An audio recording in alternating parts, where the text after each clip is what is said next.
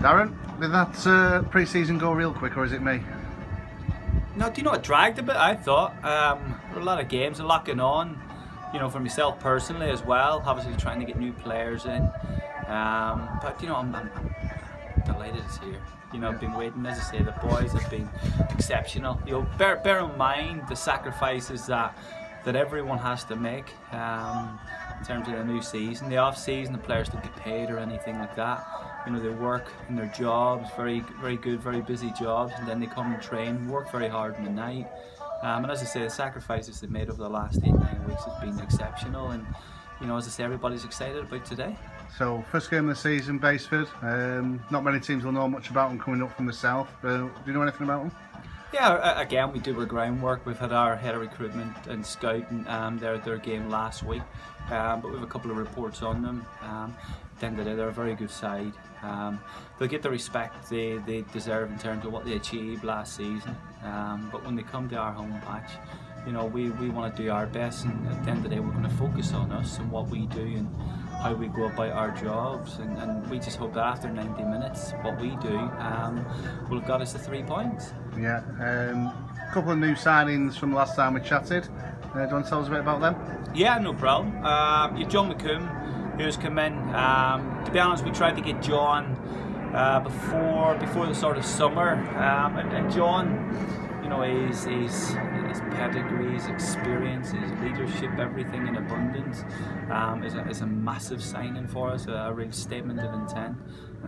Plus the fact, obviously, John's been impressed with what we do and how we do it. You know, we're very professional in how we go about we're training and everything that we do, and he's bought into that. Didn't quite work for him at Boston, but as I say, we're delighted to have him with us. We brought in Jordan Tucker, a young lad who's really impressed in trial.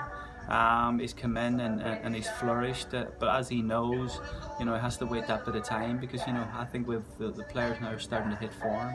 He's a right back, so you have Kyle Harrison, who was exceptional last week, and as I say, yeah, he's a bit of waiting to do, but you know, he'll get his chance.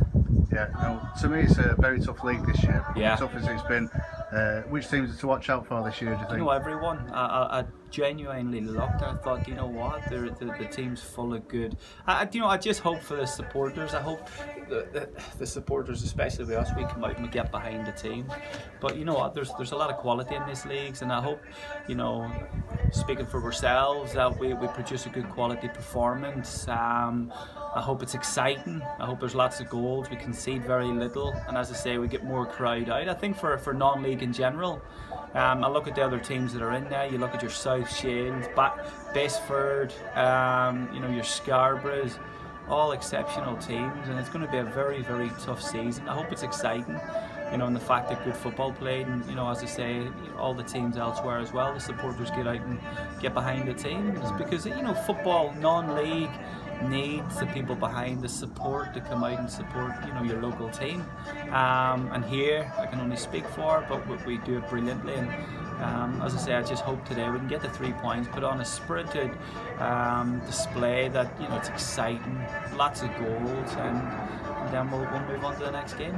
Yeah, you've had a few injury worries in the last couple of weeks. How are we doing on that front? Yeah, we have a couple of niggles, but you know, you're 99.9% sure. Like a Yanni got a knock to his lower shin last week. Paws got a knock to his just below his knee, shin. You know, higher up. And yeah, they'll be fine. They want to play. They're desperate to play. And as of today, we've pretty much bar Chrissy Sutherland, who's had a setback, we're full strength. Yeah. Now Greenfield's pitch. I want to talk to you about that. Normally this time of year you say, you know, well, the pitch is looking great. This pitch looks great all year round, doesn't it? Yeah. You know, every manager that came here last season, their exact words, or pretty much to them words, is, I want this. You know, the way we perform, we've been unbeaten in a year and a half on it. So we train on it. You know, the players, to be honest, it's been a big pull for us in terms of trying to lure players here, because they come in, they see the surface.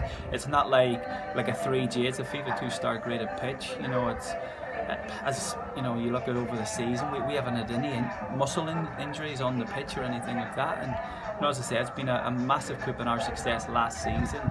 So much so that, as I say, other teams have went and got this pitch. There's other teams I know are interested in this pitch, but you can see nearly every manager that comes here and you go, wow.